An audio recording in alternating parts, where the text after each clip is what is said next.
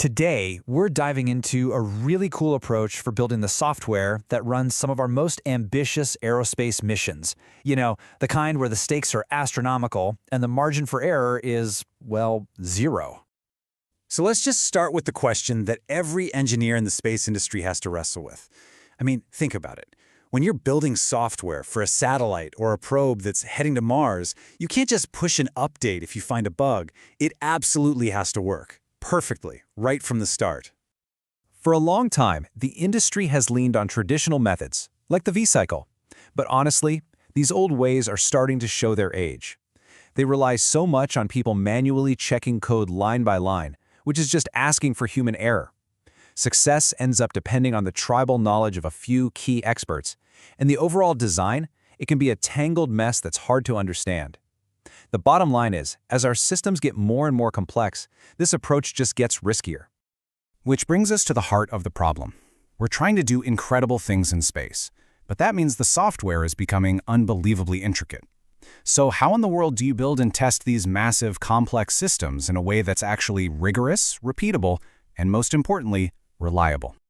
Well, one really powerful answer is a methodology called taste. And what taste does is it completely flips the script. Instead of getting bogged down in writing code from day one, it forces you to focus on designing the system's architecture first. It's all about creating a rock-solid blueprint before you even think about laying a single brick. For anyone out there who's worked with databases, this analogy is perfect. You would never, ever just start dumping data into a system without first designing a proper schema, right? You define your tables, your relationships, your constraints. Toast does the exact same thing, but for the entire software system.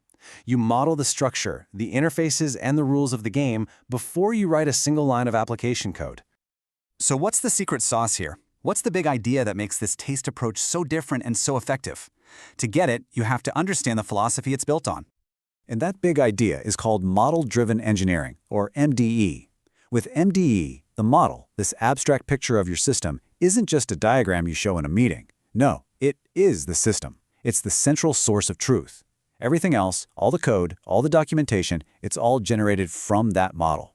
You stop being a programmer and start being a modeler.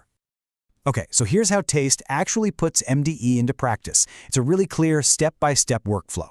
First, you define what all your software pieces do and how they're supposed to talk to each other. Next, you decide which piece of hardware each software component is going to run on. Then you fill in the actual logic. And here's the kicker. The tools then automatically build the entire system architecture for you. From there, you can analyze it to make sure it'll perform correctly, and finally, you just push a button and generate all the final code. Now that sounds great, but how does the toolset actually pull this off? How does it go from a bunch of high-level diagrams to a fully integrated system that works on different kinds of hardware? It's not magic, it's just a really smart, automated process.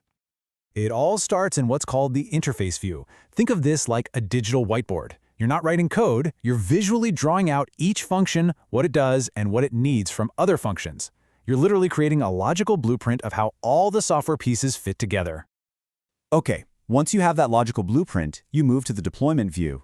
This is where you connect the software to the real world. You say, all right, this function runs on this computer, and that function runs on that one, and they talk to each other using this specific communication bus. You're mapping the abstract onto the concrete. And this is the real game changer. Once you've defined the what and the where, the taste tools just take over. They run a process called a vertical transformation and automatically generate an incredibly detailed model of the entire system, the concurrency view. We're talking about all the low-level plumbing, the tasks, the memory protection, the communication code. It's all just done for you. When you put the two approaches side by side, the difference is just night and day. The old way is all manual integration, trying to make sense of text documents and finding bugs way too late in the process. It's just inherently risky. With Taste, the integration is automated from a formal model, which means you can analyze and validate your design right from the get-go. It's rigorous and it's reproducible. And having this concurrency view is incredibly powerful. It means you can unleash specialized tools on your design to check for all sorts of nasty problems, like timing errors or deadlocks.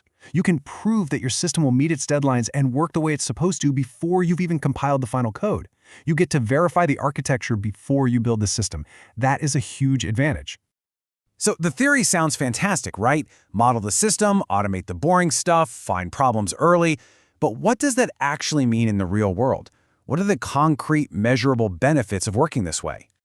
Well, the proof is right here in the data. Let's look at this case study on memory usage, which is always a huge deal in space systems. On this minimal pingers system, the actual application code, the part the engineer wrote, is only 3 kilobytes. The glue code, which is all the stuff TASTE generated automatically to handle communication, is just 12 kilobytes. That shows the automated part adds a very small, very predictable amount of overhead. That's a massive win when every byte of memory counts. And this quote from the developers really gets to the heart of why this matters. The goal isn't just about making software development easier, it's about making entirely new and more ambitious missions even possible. So, at the end of the day, it all boils down to this. By automating all the tedious, repetitive, and risky work of system integration, TASTE frees up brilliant engineers to do what they do best. They can stop worrying about boilerplate code and focus on solving the huge, new, exciting challenges that will define the next generation of space exploration. It's a fundamental shift from integration to true innovation. And that leaves us with a pretty exciting final thought. We've seen how this model-driven approach can tame the incredible complexity of aerospace systems. But if we can use this to reliably build software for missions to other planets, what other complex systems here on Earth, in medicine, in transportation, in our energy grids, could be totally transformed by thinking this way? Thanks for joining us today. If you found this breakdown useful, please help spread the knowledge by liking, sharing, and subscribing. We'll see you next time for another deep dive into the technology that's shaping our world.